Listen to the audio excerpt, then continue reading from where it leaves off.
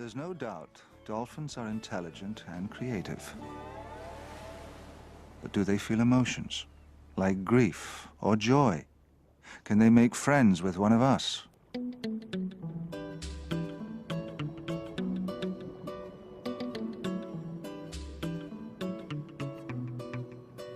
In the British West Indies, a wild bottlenose dolphin named JoJo has developed a highly unusual bond of friendship with a man.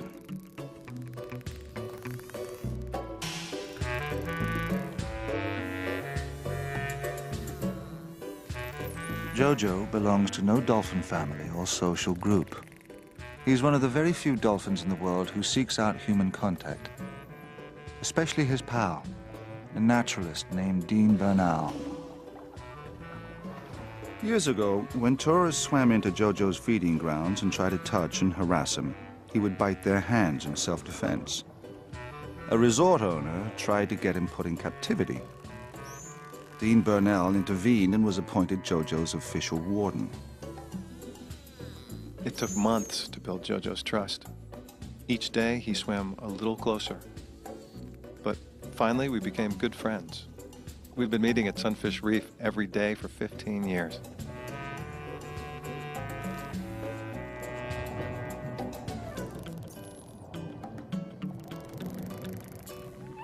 JoJo finds his favorite toy fish an endless source of fascination.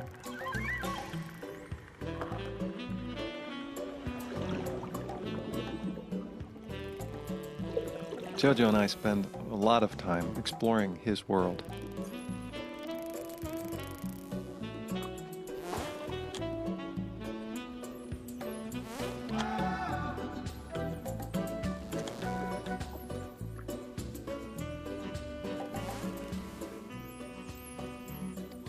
A nearby resort runs boats through the dolphins' feeding grounds, injuring several dolphins badly, including JoJo. One dolphin was killed by sharp propeller blades. Some of JoJo's wounds were nearly fatal, but Dean led him into shallow water and nursed him back to health with antibiotics. This painful medical treatment would have been impossible without the strong bond of trust between these two. No matter what they say.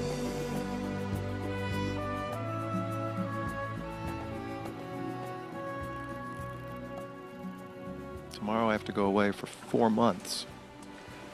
I wish I could speak to JoJo to reassure him that I'll hurry back to see him. You can hardly blame Dean for wishing he could talk to his underwater companion. But will we ever learn how dolphins communicate?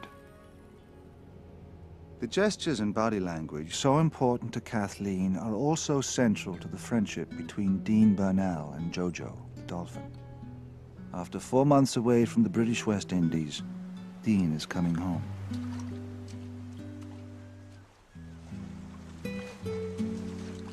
Since this is the longest Dean has ever been gone, he cannot predict how JoJo will react to his absence.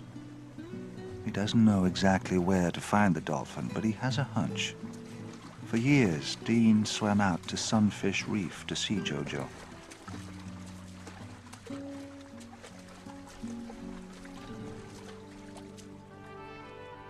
When Dean first caught up to him, JoJo kept his distance.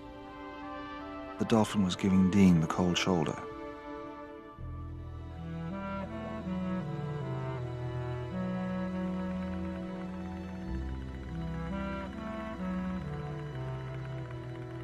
Would JoJo's favorite toy fish be the icebreaker?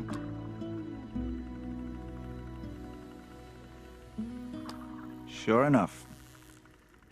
Before long, they were up to their old tricks.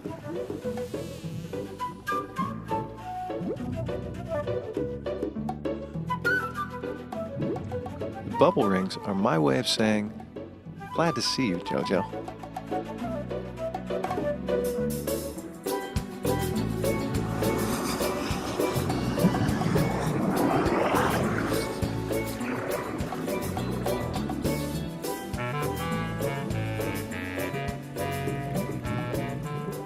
You can never be sure what a wild animal will do, But I should have known all along that JoJo wouldn't abandon me. A few years ago, I was approached by a hammerhead shark. As soon as JoJo saw I was in danger, he rushed in to get between me and the shark. Then he rammed the hammerhead with his rostrum and drove the shark right down to the ocean floor. JoJo would not have protected Dean from the hammerhead if he hadn't felt strong emotion. There's no denying that the bond between them is very real. After all my years with JoJo, there's still a barrier we can never get past. We don't speak each other's language. My bubble rings are a friendly greeting, but does he really get the message? I would give everything I own in this world to spend just 1 hour chatting with JoJo in his own language and getting to know his consciousness as well as I know his heart and soul. Meanwhile, I'll just keep blowing these bubble rings.